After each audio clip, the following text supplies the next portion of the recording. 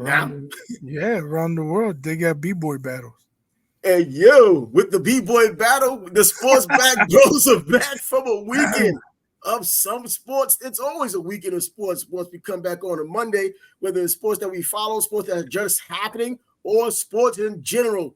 We get a chance to talk about it. Well, we're here on Monday. Mondays and Thursdays is when we come out. We drop the video. Sometimes it makes up probably a Wednesday like last week, but this is Monday. So we look back on the sports that had just passed and look forward to what's going on in the future, sometimes even talking about what's going on presently. The Olympics are on. Is that something we really want to talk about? These are names that are committed to our memory, so this isn't something that we typically talk about. It happens every 4 years. In this case, not even 4 years. But we're here. What's up? What's happening? Hope everyone had a good weekend.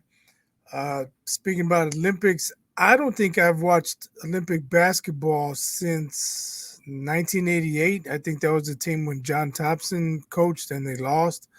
Wow. I mean, what was the point? I mean, even the Dream Team, I knew they were going to win, and I think they probably won the first game by like 40 something. I was like, well, that's going to be par for the course. So I didn't watch, and then I haven't really watched Olympic basketball since.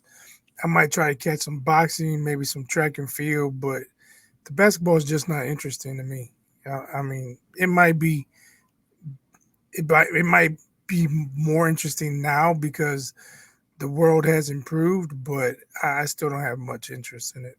I think back in 1992, it was more of the novelty of the NBA players coming in after everyone had their professional players going against our college players. And finally, that first time that the NBA players were allowed to come in, I think the novelty of that was the reason why people were excited to see it.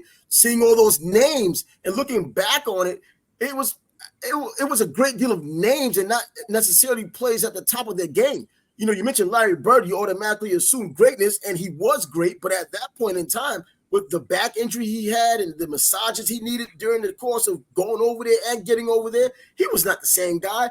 Magic Johnson, we already know what his story was coming up with HIV. Certainly not the same guy he was in his prime. I know MJ, Scottie Pippen, you had David Robinson out there, Malone, Stockton, Patrick Ewing. You had those guys out there still practically in their prime. But when you look at it, you see the names now in hindsight, knowing those names are legendary names now, still legendary names back then, but not necessarily playing at their best. We're getting guys now who are prime players, not necessarily now, but subsequent teams from there happen to be in their prime, like the Redeem team allegedly.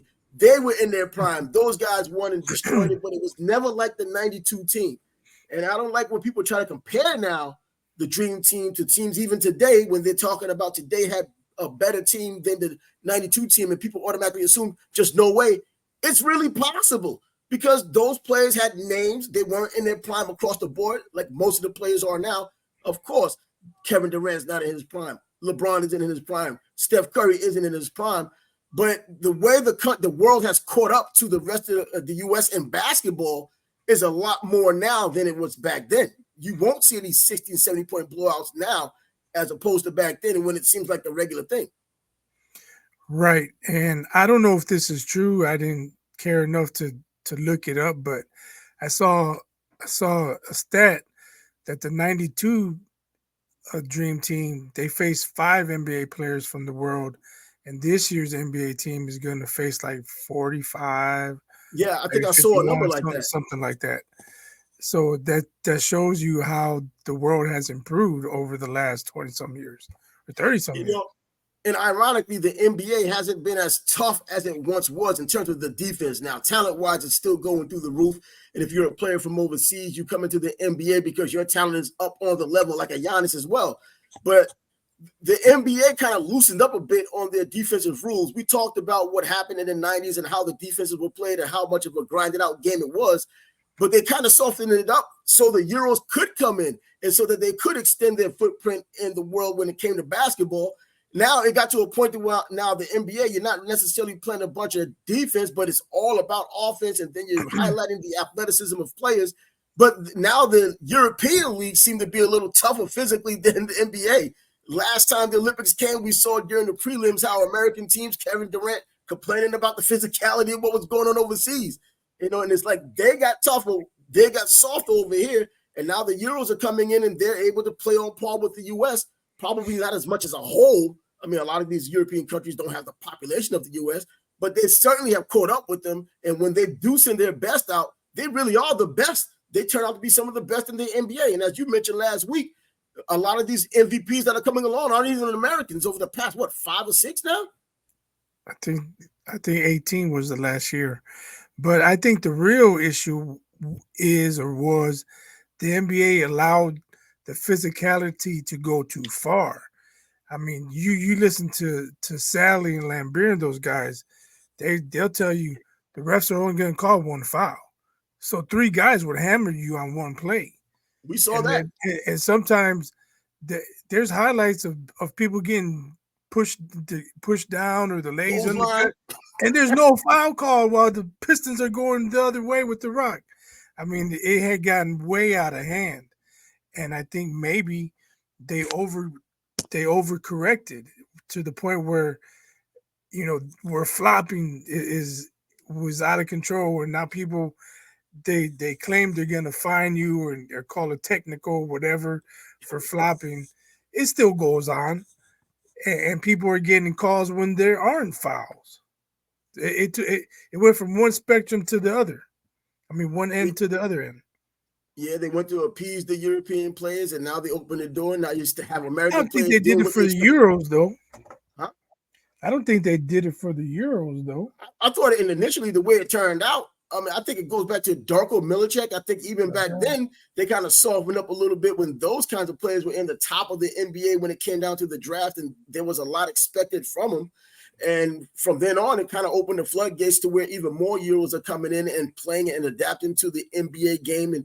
And as it's been less physical, they've excelled more. But then now when you see the international play, they seem more physical out there, or their brand of play, even though it's more team-based basketball, they seem to be a little bit more physical. And they're able to come in here now seamlessly when they do have the talent and succeed. And it looks like when you look at Embiid being one, Jokic being another, then Giannis, you just go down a list of guys who just the best of their European countries coming in here and just able to segue into this without a problem. That could be a byproduct of the 92 team, Barkley elbowing people in the ribs on the way down court. And that's true too. I'm sure they let them know, you guys, you're not as good as us and we're tougher than you are. So the rest of the world had to learn to get better and tougher. Yeah, that's true. The mentality changed because back then in 1992, you had players from overseas who were more interested in being on the same court with these legendary players and getting autographs after the game. If they got blown up by 50 points, they're smiling in the picture. Now these guys are a lot more intense, and you see what happens. It's like when Kobe going to the Rucker Park to play with all those guys. Yeah, exactly. I just watched that like 2 weeks ago when Kobe came out there.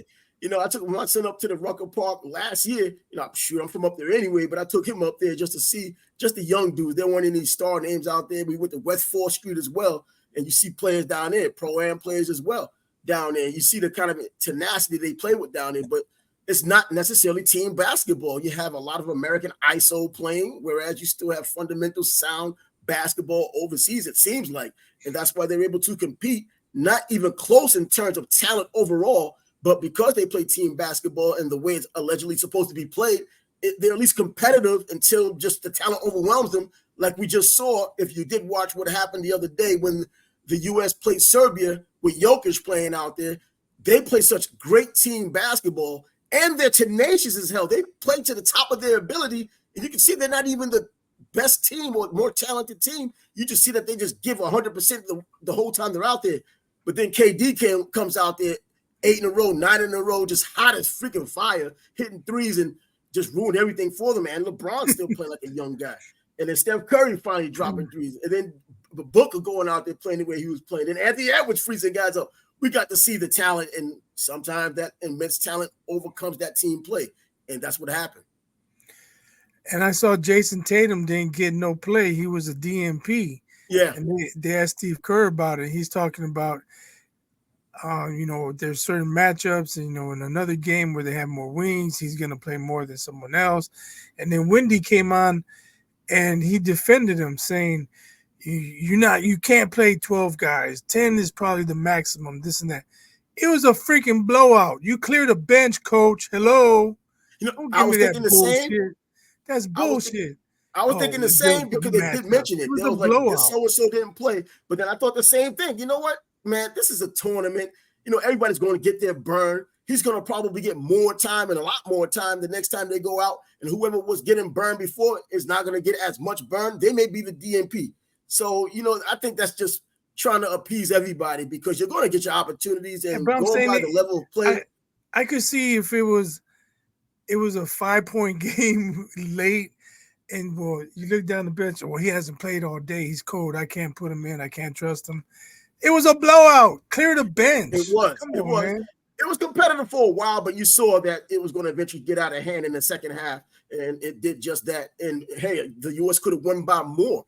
I mean, Jokic was playing power forward. He wasn't even the center on his own team.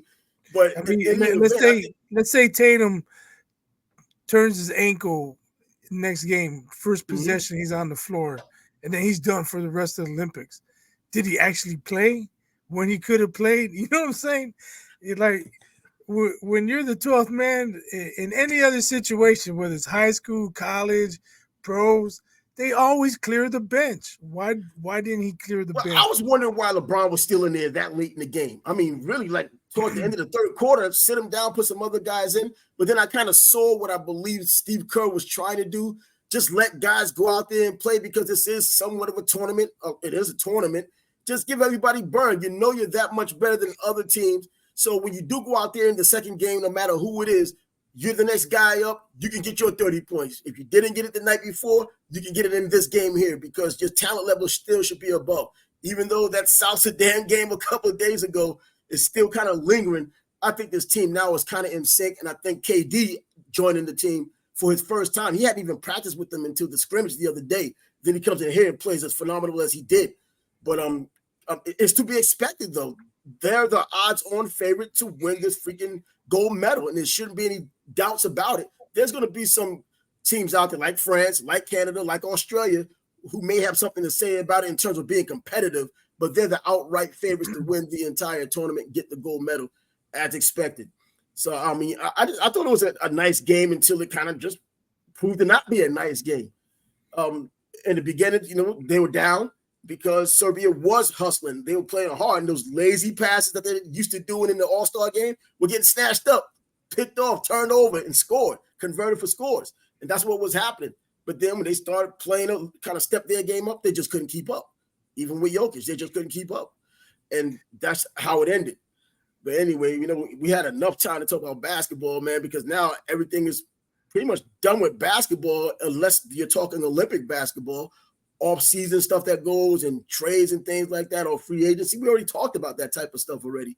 So now we go into the NFL starting back up, and now people are getting their money. Tua getting his money, and I hear a comment about Mahomes from Mahomes saying he doesn't feel like he's underpriced now because in lieu of all of these other players getting their money and it's kind of exceeding what he was getting, and he still looks like the best quarterback in the NFL.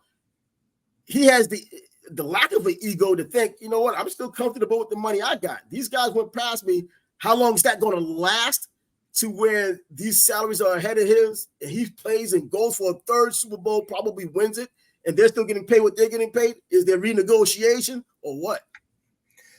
Well, I think he's smart enough to understand that he needs players around him. He can't pass the ball to himself. Mm-hmm. And if he goes in for another bag, that's going to hamstring their roster. That's going to be a bigger hit on the salary cap, and the talent around him will decrease. So he'll probably do some team-friendly deals like Brady used to do. I mean, like I said, I think he's smart. I think he wants to be in the mix every year. I don't think he wants to be out of the playoffs. He thrives in the playoffs. Mm-hmm. I mean, even the entire team thrived in the playoffs. They were pretty much average last year. That was why he played his first road playoff game. They coasted last year. They coasted, and then next thing you know, turn the switch on. Right. So I think he knows he needs some talent around him. I'm not gonna say they were lucky last year, but with all the drops that Nah, were no going luck the way on, they went through it. you can't have years back to back where your receivers can't catch the ball. And you see they've improved his wideouts, so Yeah. they're going to be that much more dangerous. But if he had the number one contract in the league, would they have been able to make those moves? Well, as far as moving forward into the future, the capologists these teams have, I'm thinking that they're creative enough, especially trying to give you more upfront money to kind of alleviate some of the money in the back end so they could build those kinds of teams around you. Now, how quality are those teams going to be? I mean, Kelsey has gone on record several times of saying, hey, I'm good with the money I have. I'm not, because the reason why he says that, because he's going after other players that were available, like on defense, and he was telling them, you know what? Just come back. We need you. Not telling him to take less, but kind of insinuating, just do it kind of a team-friendly deal. Still get yours. Don't go break the bank, kind of knock the bank off a little bit, not break it completely. And so it kind of, he's kind of staying in that little realm of just being able to tell them that, because when it comes down to him, if he turns out to be the guy that wants to break the bank, people are going to look at him cockeyed. It might not be a good look in the locker room, but he's been consistent. The only thing he's come up with as of late now, since camp is opened, he's telling people about how he's been used too much and that his body's taking a toll. Now, I don't know what that means going into the season, because we saw him taking a toll last season. He still, when it mattered most, was there for him. Being banged up, that ankle injury, missing games. But when it came down to getting the game, getting the time out there where it mattered most, playoffs and then the Super Bowl, he was there for them. Yeah, he definitely came up big in the playoffs. And he's got to perform for Taylor Swift too. So I thought she was the performer. Come on. Yeah, you know what? That's something to cheer for up in the box. We haven't heard much about her in the offseason. Well, she has an offseason too? Come on. Don't know. I'm not a Swiftie. I don't know. Yeah. You know what? I saw somebody with a sign outside there freaking a house, the American flag and Taylor Swift flag. I didn't know there was a Taylor Swift flag. What? Wow, I didn't know that either. I should take a picture of that thing and bring it out here if he still has it up. I mean, I'm assuming it's a he. That's good. There's a pickup truck in the driveway, a huge one. But anyways, yeah, with football still going on, your guys, I know you don't watch preseason football, but I know up there in the Chicago area, there has to be some excitement looking for Caleb Williams to play. They're not sure if they want to let him play a lot, if any at all, during the preseason. Isn't that the time you want to see at least your rookie out there? At least one series just to see how he reacts? I'm sure he's going to play at least one series, but like last year, Justin Fields didn't play a lot. And if he's your starter, if they're going to follow the same plan, he's not going to get a lot of reps. But here's the thing. If he plays, is he going to be playing with the number one offense? Is Keenan Allen going to be out there? Is DJ Moore going to be out there? Is DeAndre Swift going to be out there? You know what I mean? So that's probably the issue. If you're going to play Caleb, well, then you got to play everybody. Well, put your offensive that's line probably out where there. The hesitance comes from. You know what? Put DJ Moore as your receiver, and then put your offensive line out there. Everybody else will kind of chill, because you do need that timing with the wide receivers anyway. So at least do that with your top wide receiver. The offensive line, then synchronicity really matters, because they are one unit pretty much with 5 guys on it. Let them go out there, and they will be able to protect them best, because the second string is second string for a reason. You don't want to kill your freaking investment of a number 1 pick overall with the second string offensive line. Did you hear what happened? No, I had not. Montez Sweat got thrown out of practice. I guess he put a hit on Caleb Williams. That's dumb. Maybe he didn't have the green jersey on or something. I don't know. Didn't know what happened, but Coach Flus didn't appreciate it. Told him to get his ass out. You know what? And rightfully so, man. We see enough incidents that happen in the NFL in preseason games, or even just training camp, that ends a career in a lot of cases, or at least ends the season before you get into it, especially key players. We've seen that kind of thing before. I mean, what was it Charles Bentley years ago that got injured in training camp, pretty much ended his career? I mean, that's the type of thing you don't want to happen. But I know a story a couple of years back. Sam Barrington, the second of 2 7th-round picks for the Green Bay Packers in training camp. He wasn't expected to make the team. and he started getting a little bit of a buzz going, but he lights up John Kuhn, and he knocks him out, not knocks him out of the game, but really picks him off his feet and get him a nice hit. And McCarthy at the time just screams on him, this and that, but on the sideline, kind of give him a little bit, I want to see that. Just don't do it to our players. And he ends up making the team. You know what I mean? So he had that season, pretty much career-ending injury that ended up getting him waived afterwards because he did play a few seasons for them and moved on to other teams. But that's something coaches want to see, but not from that position against that player, which is pretty much the linchpin of your entire draft and possibly the future of your franchise for a franchise that's been looking for a quarterback for so many years. And this is supposed to be him. Right. You hit the nail on the head. They've never had a franchise quarterback, and now they think they have one. You got to protect him. Kid gloves, just like we talk about Caitlin Clark is the golden goose for the Bears. Caleb Williams is the golden goose. They got to protect him. So I'm not mad at Coach Flus for getting rid of Sweat. I'm sure, the next day he brought him in and had a conversation with him. Probably called him up that night. Hey, hit the shit out of every other quarterback, just not ours. Not ours, man, especially a young guy like that, man. You know what? Not as a Bears fan, I'm looking forward to seeing what he does in preseason. We did say a lot about him before he had gotten drafted. We watched him as a college player. Didn't think as much about him. Not saying that he was a bad player, but what they were talking about generational, I didn't see it. You know what? But they know more than I know, so they took him, and now we're going to see if he's generational or not.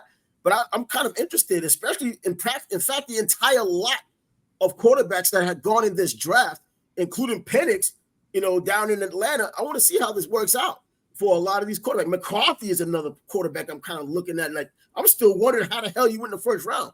I'm still getting I'm getting Christian Ponder vibes looking at him going to the Vikings in the first round. But we'll just have to wait and see on that too. Those guys will get their opportunities. I think Darnold is going to be the guy right now to start, and it's a good thing for McCarthy to sit behind some damn body. I don't think he needs to be thrown out there during the regular season, but I think the preseason is when you want to see something. What's translated from training camp and film study to out there on a field against second, third stringers before they become UPS workers. Right. You want to see it in live game action, even though it's not the regular season. If you're going up against the number ones, are they going 100%? Maybe not, but at least they know the defensive schemes they're running and all of that. So young quarterbacks need to pick up on that stuff, even though defenses aren't going to show a lot. But it's easy to confuse. It's easy to confuse young quarterbacks, though. Yeah. So you still want to see them go against number ones and try to figure stuff out, get in rhythm, and that good stuff. But I'm interested to see Jaden Daniels and if Drake May gets. That's another one. I want to see him. There's one guy in Chicago who thinks there's no way Daniels should have been drafted ahead of May, and I'm on record saying I would have taken Daniels ahead of Caleb Williams. You know what? We were saying that anyway. It would have been a good idea. We saw where it was trending, so you kind of go along with that because you know what you're thinking is not going to likely happen. You knew Chicago was going to go after him anyway. This was the generational quarterback that they've been looking for, and they've always wanted a quarterback, and they hadn't gotten it right for so long. This was the time that if it's laying there, go ahead. You traded last year to have this opportunity. Well, it ended up being this opportunity, and here you are. But one quarterback, if there was one quarterback in the NFL overall, not even just rookie quarterbacks that you wanted to watch or you have some kind of an interest in, which quarterback would that be outside of your own team? Any quarterback? Yeah, any quarterback this upcoming season. I gotta watch CJ Stroud again. He was fun to watch last year. Yeah, that's like low-hanging fruit there. But in terms of overall, just you said any quarterback. Yeah, I'm saying, I'm just saying that's low-hanging fruit. That dude's, hey, this is someone I get a chance to watch at least twice against the Jaguars here, and any other time I might want to watch him anyways. But the one player that I'm kind of looking forward to, and it's not for just to see how good he is or how bad he is, it's really going to be Deshaun Watson.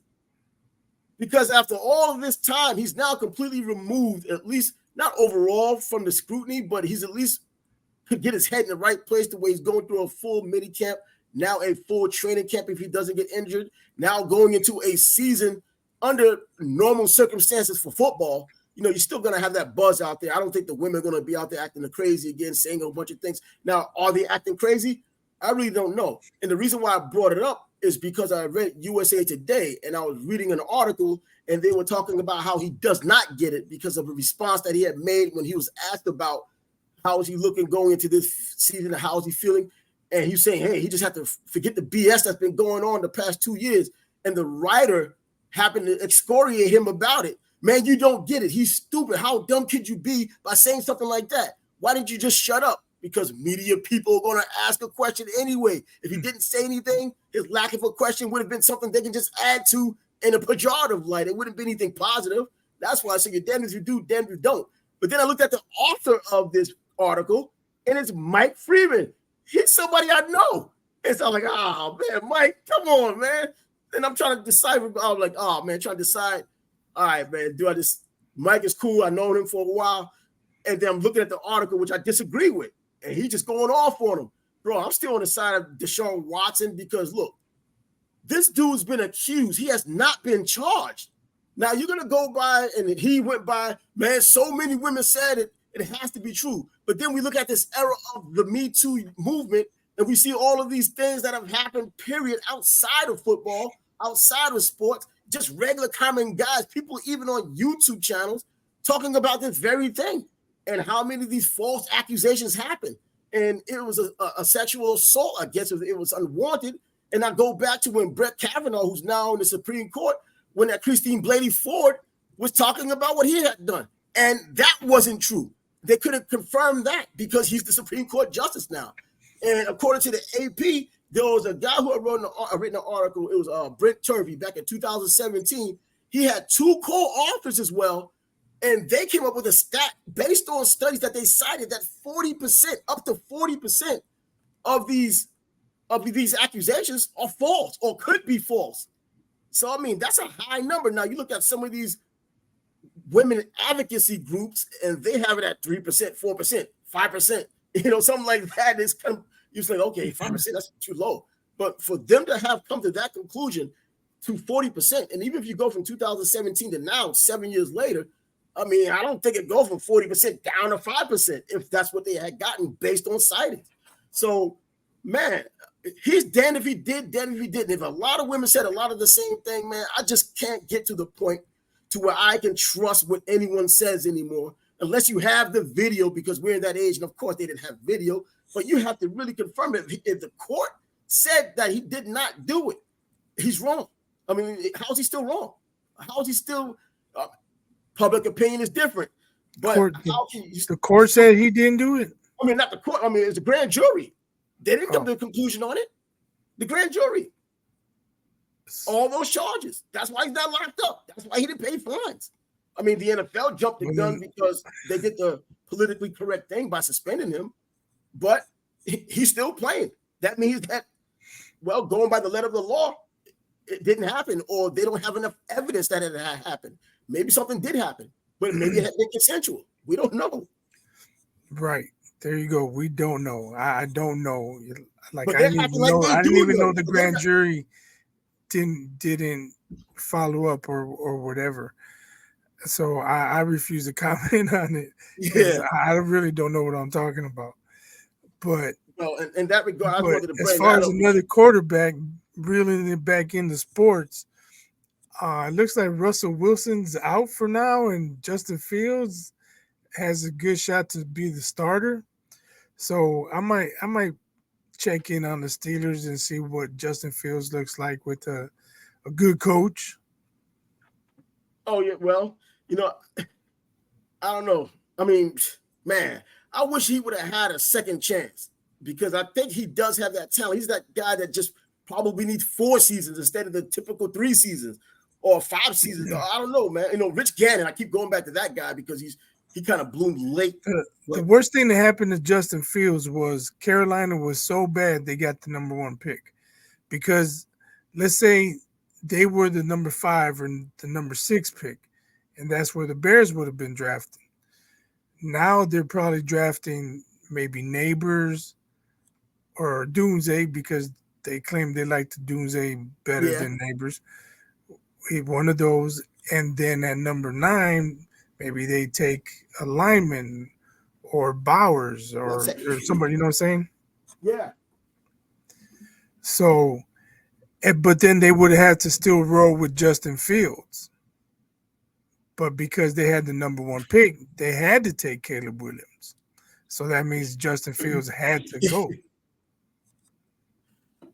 Yeah, man, you know, and coming out of Georgia when I knew he wasn't going to get the opportunity there, but I believe Jake Fromm was there, and then ultimately going up to Ohio State and putting up those ridiculous video game numbers. I saw the talent there in terms of arm strength, but you look at him as a runner, and I thought they were going to do the Terrell Pryor when he had gotten to the NFL to ultimately making him a wide receiver, which, you know, I think the Raiders made Terrell Pryor into a wide receiver. But I think he does have the passing ability. He just went to do you believe that he had gone to an organization which, as you can see, had not had a lot of success with their quarterback and kind of like not advanced because of that situation that he was in? Now he's in a situation to where the Steelers, regardless of how great their quarterback is, they're still going to be run-based. That's how it's been, even with Ben, even going back to Terry Bradshaw, that offensive line. And the defense pretty much carried that team. Well, I talked about it some last week. They didn't do him any favors. They were going to sit him his entire first year, but their quarterback was absolute trash. So then they had to bring him in. Why? I don't know. Did they have playoff aspirations? I don't think they should have if they did. But they brought him in early, and then they go to Cleveland. They try and block Myles Garrett one-on-one. He gets like 4 sacks. He gets sacked like 8 or 9 times. And I think that was either his first or second start in the league. And now he's hearing things behind his head. You know what I'm saying? Shy. Right.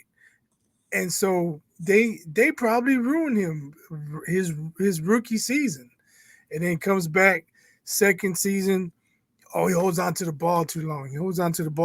Well, his wide receivers aren't getting separation, and he didn't learn how to throw them open.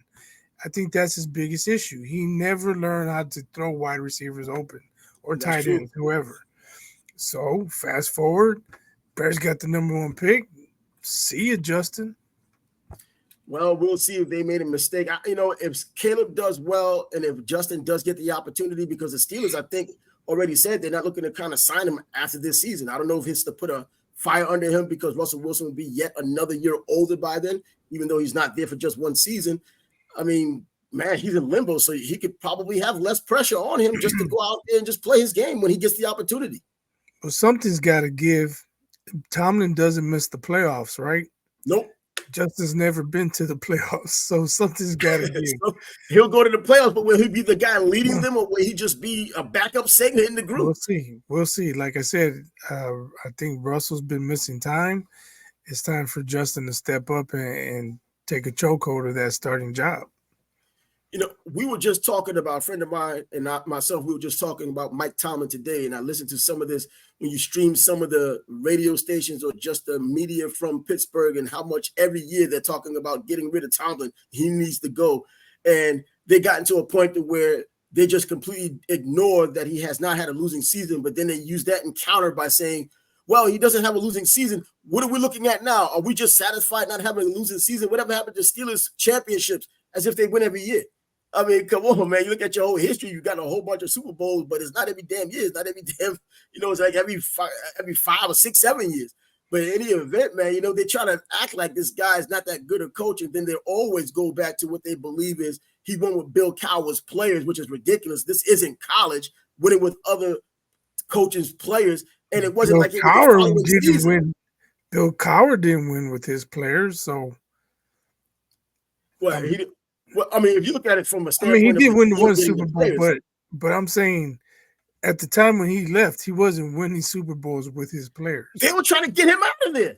Exactly. The deal is, I think, Tomlin won the Super Bowl 2 years after Cowher left. That's why they're able to say that nonsense. But you see in that first year, they did have Ben Roethlisberger, and he was completely clueless in that Super Bowl, so they didn't have to really rely on him. But when Tomlin was there, that's when Ben was showing who Ben really is and the Hall of Famer that he's going to be. And you saw how well he was playing.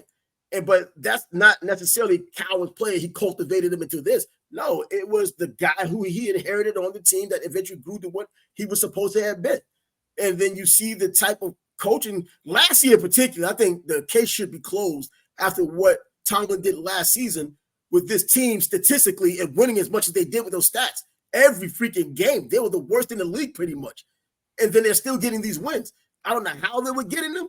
Offensively, defense, the defense wasn't extraordinary. It was good, but the offense was putrid, and they were still getting these wins. That's coaching, man. You're right. You're right.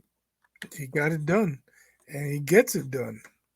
That's why I hear the fire Tomlin talk. I'm like, yeah, fire him, bring him to Chicago. Yeah, you know what? Exactly like that. And then they'll whine and complain about him doing well up there. You know, I don't know what people, I don't know, man. Pittsburgh, especially, this is a team, or this is an organization and their fan base that has patience. You see how many coaches they've had in their freaking history. I mean, they have patience. And if you're losing and it seems like no hope, then you may have somewhat of an argument. But if you have someone who hasn't had a losing season and he's still getting you closer to a Super Bowl or at least the playoffs than not, what are your alternatives? Who you gonna get if he's out? What, bringing Belichick, try to squeeze something out of him while he's in his 70s? That's not gonna happen. But yeah, that's just a Pittsburgh spiel right now. And I know you tagged me on Facebook. I didn't get a chance to see it until a little bit later about Adrian Martinez, former Nebraska quarterback, former Kansas State quarterback. Now, so the Jets watch our podcast. Yeah, and then yo, bro, you mentioned it, and he shows up on the freaking Jets. You know what? And bro, after what we were talking about last week, I'm interested. I'm just interested because this is somebody that can be used for his athleticism. And if he has grown as a quarterback, as he's shown when he was at Kansas State after leaving Nebraska, not really getting a chance to pass the way he could pass, he proved that he can pass. He proved he can read defenses. We already know the athletic part of him. That's what he did in Nebraska. If he's able to do something like here's the thing about it. Aaron Rodgers is there. If Aaron Rodgers is healthy for the next 2 years and he can be his understudy. Exactly. There you go. Exactly. If this is a blessing in disguise, the way he's one of those late bloomers or someone who just really had it or needed quarterback coaches that can really teach him the game that he needs to know on an NFL level, we've seen what he was able to do. Because I was surprised like hell at Kansas State. Martin, how was he throwing like that? But he was throwing. And now he gets to the NFL. And if nothing else, just to get him on the field and get used to that NFL speed, you have special packages for him. You can use that speed that he has and the athleticism he has in certain packages. You could do the fakes and still throw the ball and catch teams off guard. You know, use him like they used Brad Smith years ago. A very good quarterback at Missouri, comes to the Jets, and he's like a jack of all trades. Receiver. He could play a little bit of quarterback in the Wildcat when it was a huge thing back then. And you could put him on the goal line. He could run in from there. He could run kickoffs. He did a lot of different things. So I think that Adrian Martinez could do a lot of the same thing here. Yeah, I don't see him returning kicks and stuff like that. Oh, not returning kicks. I mean, in terms of just being that little flukish wide receiver when he needs to be, you put him in a slot. He's a taller guy. Put him in a slot and have somewhat of a mismatch against, linebackers if they're right there. Or even that nickel back, who's not the best defensive back on the field when he's out there. And, or just back there, the Wildcat. I think it doesn't necessarily have to be a Wildcat, but those little quick pitches you can give the guys in the funky formation. But yeah, I was kind of interested in seeing. I was like, and I'm looking forward to the Jets doing something, but I'm not completely relying on Aaron Rodgers to be the guy to do it after what happened last year. Too much put into him emotionally for the entire Jet squad for things to happen the way they did after 2 plays and a national anthem. And that's pretty much what it came down to. Now, and I mean, is this the time that we kind of look at teams going into their first game? The Hall of Fame games coming up next weekend. Well, this weekekend. We're going into August. This week is the Hall of Fame game. Bears and Texans, right? Yeah. That's why Caleb's kind of chirping now about, I'm chomping at the bit, man. I want to see something. I want to get some time out there. And I'm hoping that he does get some time out there. But then the Texans, what was their player? Austin, I think his name is Autrin. He got suspended for 6 games for PED use. Defensive lineman. So, God, man, they start off on a bad foot if that is the case. Like, Man, as soon as you got something good going, there's always somebody there that kind of give you a little leg and pull it back, but then they trip you before they pull it back.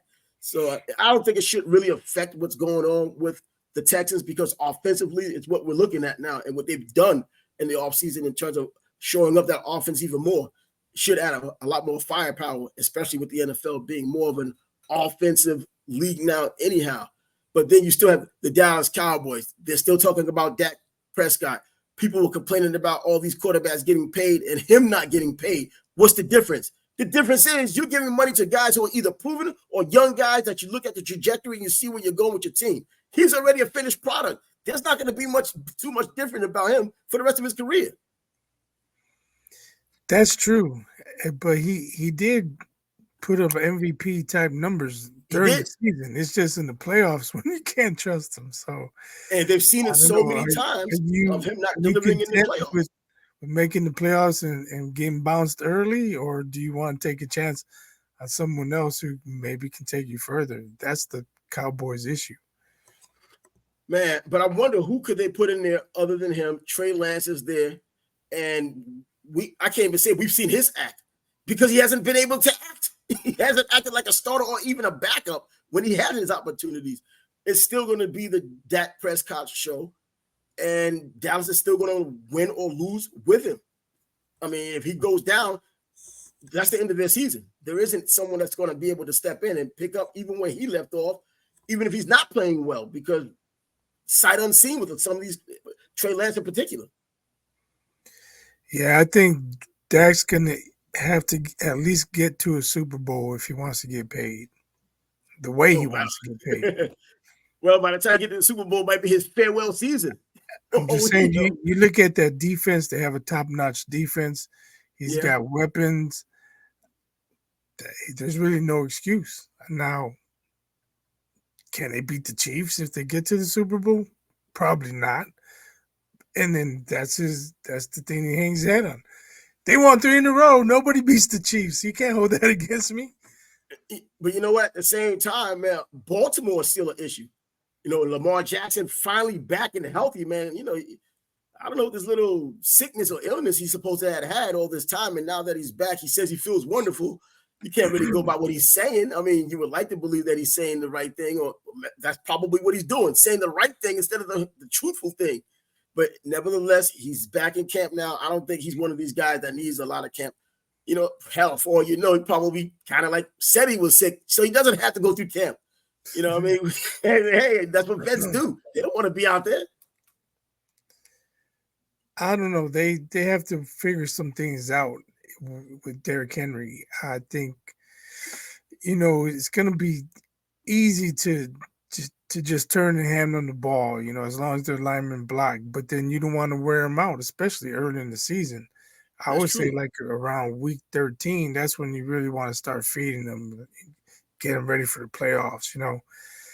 But until you get to week 13, you don't want to wear them out. Especially so how heavily do they rely on him? They have to figure that out. Is Lamar going to be able to make the throws if they're not running the ball? Well, I'm just thinking from the optics, seeing those two in the backfield and knowing what your problems might be if one of them just gets out of the way. Lamar Jackson lost weight in the offseason coming back. He's expected to be faster. I'm still thinking that he slowed down just based on age. Man, because he broke into the open last year. A few times. And got caught. He was back like, don't touch me. Try to do a stutter step to try and throw the guy off. Yeah, before he got hawked. He got hawked. Yeah, and getting hawked by linebackers, man. It wasn't like it was always a safety or corner. Yeah, he clearly lost a step or a step and a half at least.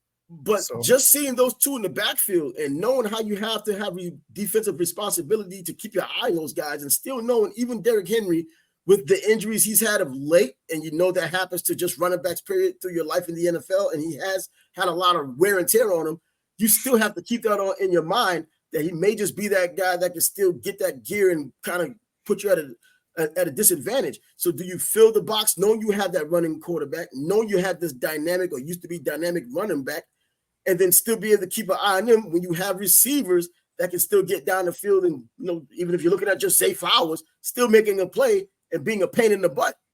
I mean, That's what I'm thinking the problem is. Okay, Derrick Henry may not have to touch the ball that much, but just knowing he's back there is going to put that mental strain on you to have to game plan I for think him. Harbaugh has got to stop going for it on fourth down all the time too. It's like he never even considered fourth. Let's go. It's 4th and 3. We're going for it. Sometimes just take the 3, coach. You got the best kicker ever, man.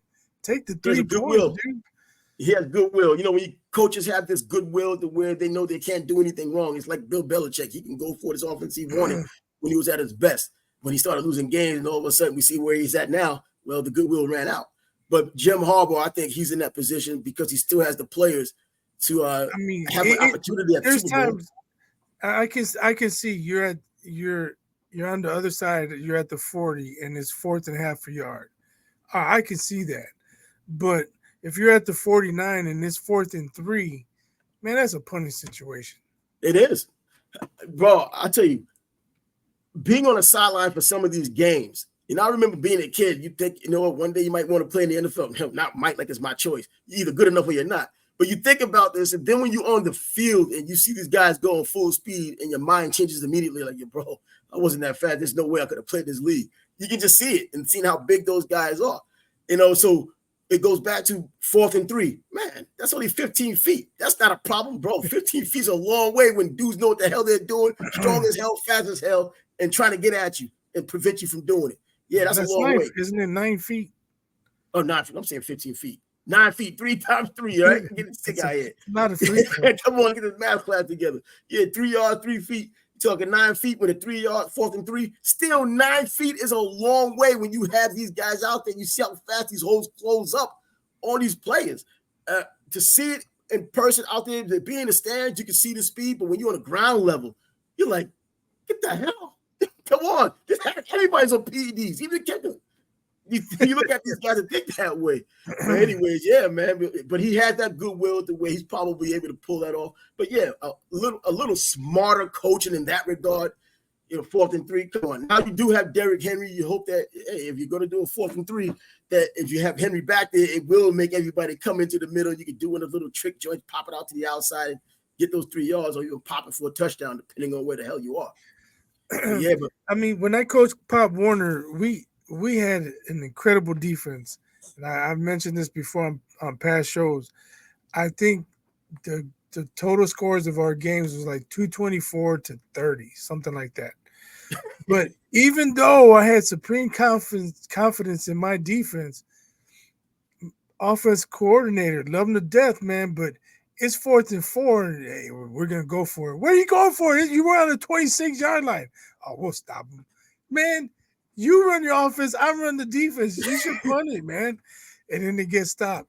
Now my guys are backed up. And yeah, a lot of times, most times we'd stop them. As I see coach come back, you got to have more confidence. It's not about confidence, man. It's about doing the right thing. But know your personnel as well, because if you know, especially on that level, but you can't just get loose like this. You can't keep putting your defense in those situations. Yeah, but I mean, on that level of ball where especially the team you had, I mean, those dudes could play. They were undefeated. You know what I mean? So these guys got the ability to, chances are 4th and 3 is not a big deal. 4th and 10 is more like it for these Pop Warner guys. Man, he has to go all the way out to get all the yards. You know what I mean? 4th and 3, man, my son played on the team, and we had some blazing fast kids for their age, man. 4th and 3 was like, might as well be a sneak play because it was going for 15 yards. Up the middle. Dudes was just getting the yards like boom, like that. And so it wasn't such a – now, we had hellified defense as well that could stop guys. But we also knew offensively, guys at that age were just so much faster than the next guy. When my son first started playing, it wasn't even Pop Warner. It was just league football without weight limits. And he was 6 years old. We had this kid named Jabari. Man, the coach was like, yo, we could give this dude the ball every play and he would score. But I want to have all these other kids out here, with a chance to play. And he could have done that. And that dude just forget it. You couldn't do anything with him. I don't know that. Man, I wouldn't know where he's at now. As soon as he touched the ball, forget it. The other kids, they can respond. They're slowly running after him, and he's gone. He touched the ball 6 times. He can get 6 touchdowns. You know what I mean? And until we played in the championship game, anyway. But yeah, that kind of speed that he had on that level, and he was just getting, he would just get out there on that level. But anyway, yeah, 4th and 3, in the NFL, that's a mile, man. Especially if your team is backed up. Get out of it. Just punt the ball, whatever, man. Sometimes I think they lost like two or three games last year. One of them to the Colts. They were going for it at midfield and didn't get it, and setting up the opposing offense in good field position. Sometimes you got to punt the ball, kill the clock, and just be happy with the dub, man. Yeah. I don't know who you're trying to press, Harbaugh. It's an ego thing, I think. That guy takes chances. He's that renegade. He's going to go for it. I think Doug Peterson here in Jacksonville has that same reputation. In fact, I think he probably led the NFL at one point in going forward on fourth down and being successful. So you get that little bit of a mantra, and you know that you can kind of get away with it. It's almost expected at times. But then there's times, you don't do it. And there's always fans now that, man, go for it. It's only 4th and 1. And then when you don't make it, they're the same ones cursing you out on sports radio, any other outlet, once it doesn't succeed, and you might lose the game because of it. But yeah, man, he was that guy that was going for it on fourth down and was having some success. And that's his career has been based on that. But yeah, Harbaugh, I think Harbaugh is just he has that money in the bank because of his Super Bowl, and he has a team that can. And I don't dislike John Harbaugh. I'll take him in Chicago too. I'm just saying, you pump the brakes on fourth downs once in a while, Coach. That's all I'm saying. But you down on your team, bro. The way your team has worked this past offseason and getting these players together. Now, it could have been the same thing for Justin Fields, get these guys around him. They pretty much revamped the entire team for a rookie, man. And I think C.J. Stroud and what he had done this past season kind of spawned that kind of mindset. Okay, we think this dude's a generational talent.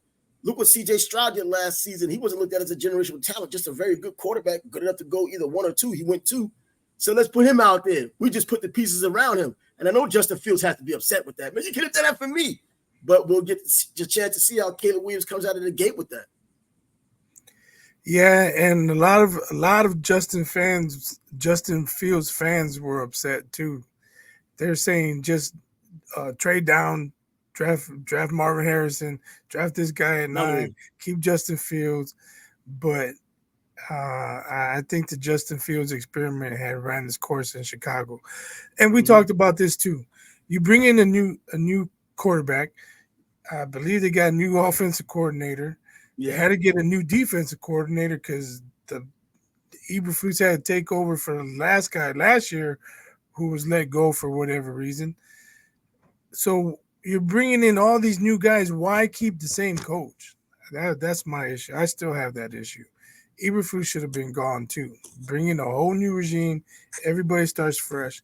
But now we got this generational talent, supposedly, and with a defensive head coach. Isn't this Eberflus's 3rd season or 4th season? 3rd, I believe. Because this is his guy. Then was Justin Fields his guy? No, that was the Nagy regime. Yeah, so I mean, this is his guy. So I mean, I guess it's only fair to give him his guy and his system, and this is the one guy you want to grow with if he's going to be that franchise quarterback. I mean, I think he deserves. I'm just saying, you look at the Andy Reid and Pat Mahomes relationship. Yeah. Holmgren and his quarterbacks. You know what I'm saying? You want that quarterback to have his offensive coach there. Yeah, but now let's say the Bears offense, they're top 5 the next 4 years in a row. What's going to happen to that OC? He's going to get a head coaching job. He's out the door. But if you have a quarterback that's special, they can adapt. I mean, now we don't know that with Mahomes. You know what I mean? In fact, when Mahomes came out of college, I didn't think he was going to be this good. I don't think anybody really thought he would be this good. If they did, they would have taken him a lot earlier than they had gotten him. That he eventually had gone with Kansas City. But the offensive coordinator, I mean, players can adapt. I think if Andy Reid wasn't there and you just brought in another offensive-minded guy, I think even Cliff Kingsbury could come in there and coach someone like Mahomes, because they seem to know just about as much as one another. I mean, the way they play, and besides, the Texas Tech connection. But anyways, I think that if you're a special quarterback, you can adapt to the offensive coordinators. I mean, look at Tom Brady. I mean, he's had different offensive coordinators, and he still just kept going to Super Bowls or keeping his team competitive. I don't know. But the Bears have never had a good quarterback situation. That's the deal. That's my thing. You try and make the best one possible, and I don't think they've done that. Well, we'll get a chance to see. They have a whole new world now, a whole new offense, pretty much. I mean, even on the offensive line, right? So they got wide receivers now. They got a back in the backfield. They still got some questions on the offensive line. It's not fully 100%. They don't know who the center is. This guy can't stay healthy. They still got a lot of things to work out on the offensive line. It's better. They did address it, but it's a work in progress. All right. So once again, we can leave from the Chicago Bears. Let's go back so we can probably close the show on Tua getting his $200+ million contract. I think he deserved it. I don't know why it had taken this long, but he's one of those temperaments that doesn't, he's kind of relaxed. It wasn't like he was kind of pressing on it and feeling insulted for them not doing the business part of it. And now he's there, and you look at what he has now with this team. I mean, Odell Beckham Jr. is there, another one of those players who's just a name, and right now I think he's on the pup anyhow. And you still have a what's it? A wide receiver. Tariq Hill. Tariq Hill, yeah. Tariq Hill there. I mean, he's going to still be expected to do what he does, and Jalen Waddle is still there. You got an offense right there that's potent as hell. It's that defense that had to step up. We saw last year when we saw against Denver, they dropped the 70 spot. We was like, man, that's a juggernaut of an offense. But as soon as teams got tougher and teams were in contention, they couldn't beat those teams. But it wasn't just the offense, because the offense was still getting around 21 points or somewhere around there. The defense was giving up the damn runs. Yeah. Not the runs, but the yards and ultimately touchdowns. I think they're where they need to be offensively. They should have concentrated a little bit more on that defense. Yeah, you're right. Because although the offense did struggle at times against the better teams, they did put up enough points to win. But 21 wasn't enough against Buffalo or the Chiefs or whoever. So yeah, they do need to address their issues on defense. But how are they going to do it now with Tua taking up a big cap space hit? No, I don't think. No, he just got the contract, so it's not like I was talking earlier about the capologists being creative and being able to kind of do more. But I'm saying if they weren't able to do it now, how are they going to be able to do it going forward? I'm thinking that they put a lot of thought behind this. They have to have. This is what they're supposed to be doing now. Some people do it better than others. I'm thinking they put this together knowing what they still have out there and what loose ends they can tie up to kind of not put a patchwork defense together, because I don't think championship defenses are typically patchwork. But I think that they have an idea of what they're doing. It's still in the NFL where offense leads the roost, so you might as well lead with offense and have a solid defense. I think they can, I don't know, they can take pieces and add it there. The defense isn't terrible. It's just that they have to be able to conquer when it's time to conquer against the top teams, the better teams, the teams that you're definitely going to have to go against in the playoffs to get yourself a chance to move forward in the playoffs. But has the Dolphins been like that anyway for the past like 25 years anyhow? I mean, they haven't been in that spot to where they're on the cusp of going to a Super Bowl. Yeah, they have a quarterback that can finally do it though. They hadn't had that.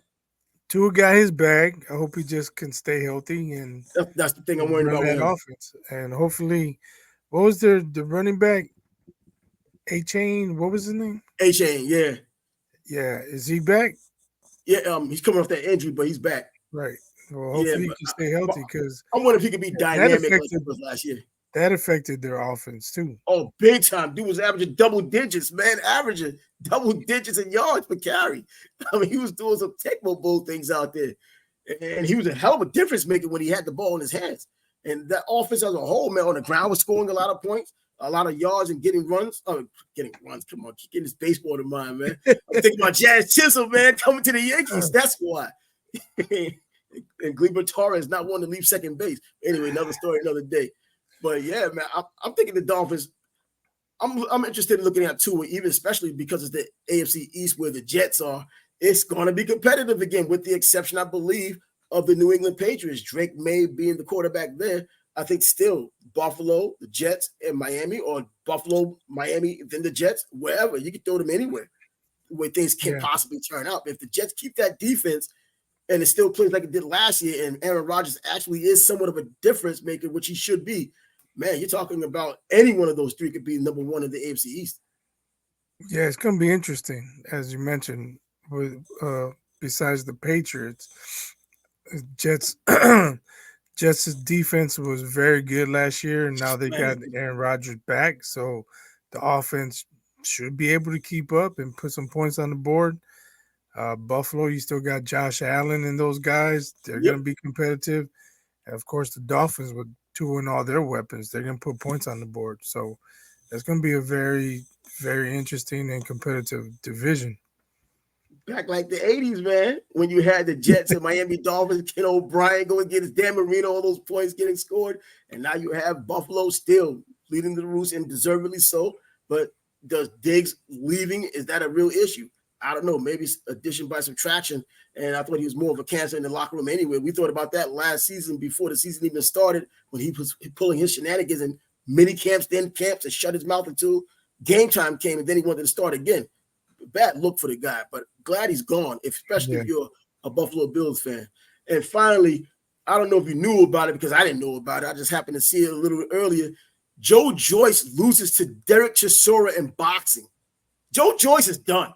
I mean, he was an old guy anyway. They're cashing out on him. He got knocked down. The guy who had this big-time chin until Zhang knocked him out, but he had this big-time chin until now he gets knocked down. But it was a unanimous decision, but it was a spirited fight from what I heard. And I watched a couple of highlights of it, man, but those guys move too damn slow for me, especially Joyce.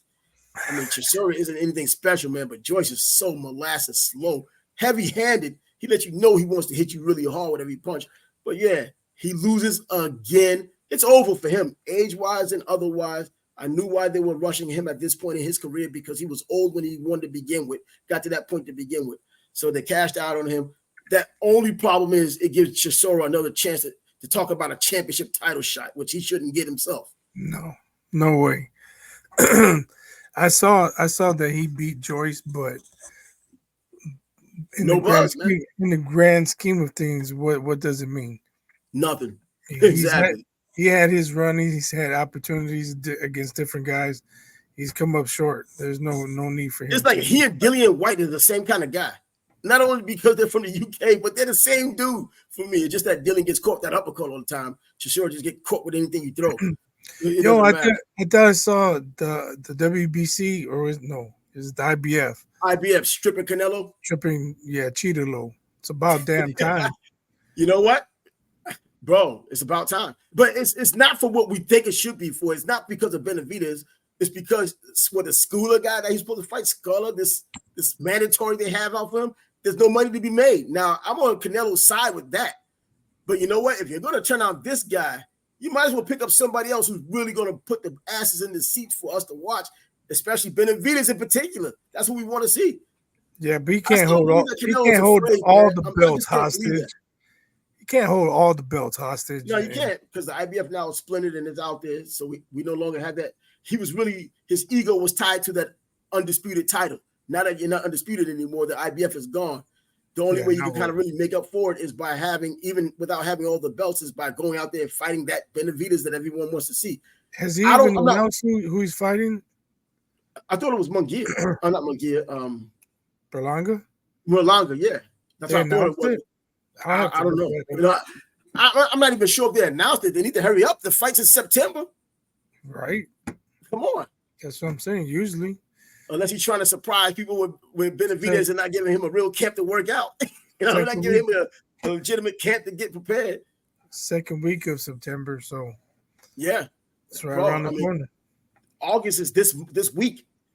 Typically fighters have an 8-week camp. World-class fighters need an 8-week camp, man. I don't know. But yeah, man, I'm not one of these guys that believes fighters are afraid, and I don't believe Canelo is afraid. It's typically management who's more afraid, or promoters who are more afraid. They don't want to lose that cash cow. These guys fight for a living, man. These guys have been through the battles, and regardless of whether he fought the top guys or not, or with consistency or not, these guys are on another level in the way they think. So I don't believe that fear would be the reason why, especially a Mexican fighter, bro. Take it for what it is. That we're saying, no, I'm scared of a dude. Now, he won't say it, but, actions speak louder than words, but he's done a lot in his career. And I disagree with Andre Ward trying to throw shade on him a couple of days ago. On Canelo? Yeah. What'd he say? He was talking about how, man, he calls him a good fighter, but he's not going to leave that out there. He's a good fighter, but, of course, you have to talk about the guys that he's fighting. Yeah, you saw names on his resume, but where were they when he fought them? How old were they when he fought them? Crusher wasn't the real Crusher. Now, of course, Crusher wasn't the real Crusher when Canelo fought him. He was, people talked about his drinking out of the ring and all that, and that's during Andre Ward, before Andre Ward fought him. That same rumor was going on, but he was old and washed up, and Canelo moved up and got him out of there. His body was pretty much ravaged by then. But at the same time, this same Crusher, when he was Crusher, there was still a really controversial win that Andre Ward had with him in that first fight. I still took Andre Ward because I go with my theory of he was still more of who he is than what Crusher was. Crusher didn't get the knockout when he got the knockdown. That means you were no longer the Crusher, whereas Andre Ward was guile and savvy, and he was guile and savvy, went to the body, and I think that's what put him over the top in that first fight. In the second fight, we already know the result. But nevertheless, man, I mean, he threw a little shade at Canelo. Now, like, man, come on. Why is everybody trying to tear Canelo down now? I mean, because of the Benavidez fight, I see. But aside from that, he did fight Triple G. I agree with you there. It's long overdue. But it's about time people are waking up. Yeah. He's not lying. In that regard, he's not lying. That's not the same Crusher that Andre Ward had fought, or the reputation that even Crusher had when he fought Canelo. One thing I give the most credit to in boxing most times, the matchmakers. They have a talent for doing what they're doing. They know exactly who to pick when you want to get a fighter out there to make him look good and for the crowd to say, man, this dude is either back because we thought he was fading, but he's legitimately back, or they know when to catch a guy to where their young guy can have that resume and get more credit than he really deserves when he beats that fighter. They just know it, man. Them guys have a lot of talent matchmakers, underrated as hell. But anyway, we could close out the show on that. And this real quick, I think I saw a thumbnail. Paulie was talking about Paul better stay away from Chavez Jr. because Jr. would beat him. I don't know about that anymore, man.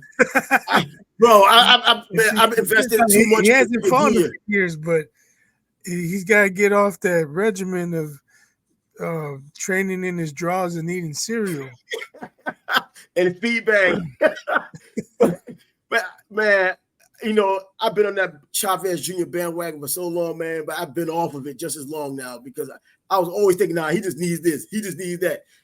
He just needs to focus, man. One time he says focus is when he's going to do it, man. He has too much to lose, man. He doesn't want to embarrass I can see that. I could roll with you there because he did have some punching power. He had it. He did. I'm not going to say he had good skills, but he did have power. But Andrew Fonfara beat him. If he ever worked on actually boxing skills, focused, he could have done something. That's what I'm saying. And the reason why I get a little bit more attached to it is because of his father, man. I'm like, bro, I don't like people embarrassing, seeing the way he's embarrassing. And this is the guy who's doing it. And his own son. He's Chavez Sr.'s history, and then you see his son out there becoming a boxer, looking like he's not someone who's been forced to be a boxer. He looks like he wants to do it on his own. You would think he would have that same honor, know who his father is, to go out there with an honest day's work, to go out there and bust your ass to do what your father had done. You don't got to be him. You just got to put out that same freaking effort. And he's shown toughness before. It's just that focus that we continuously see and lack thereof is what I'm upset about, man. Like, man, you embarrass your father every time out there. And I remember one of the press conferences when he was talking about his father, then he talked about how he saw his father using drugs, man. I was like, the hell? You're like De La Hoya throwing his mom under the bus, man. What's going on here, man? I mean, it happened before that, but that's the parallel you draw between it. But anyways, right. August is coming up. Bud is going to be fighting this month. Well, that month in August, which is around the corner. I guess that's the only really big fight we got to check out and see. But until then, we'll be back on Thursday at the Sports Back Bros podcast. We'll be coming back at you. But until then, deuces. Peace.